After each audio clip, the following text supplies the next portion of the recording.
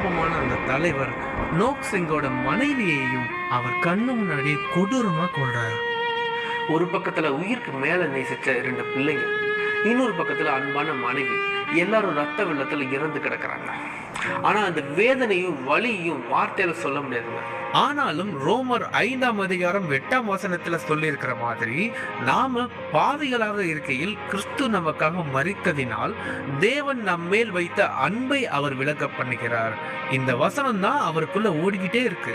இயேசு கிறிஸ்து காட்டிய அந்த அன்பு தான் நோக்சங்கையும் வைராக்கியமா நிக்க வச்சது. கடைசியா அந்த தலைவர் கேட்கிறார், இப்பவும் நீ இயேசுவை மறுதளிக்கலனா உன்னையும் கொன்னுடுவேன்னு. அந்த நேரத்துல என்ன நடந்துச்சு தெரியுமா? அவருடைய ஆவிக்குறி கண்கள் திறக்கப்பட்டுச்சு.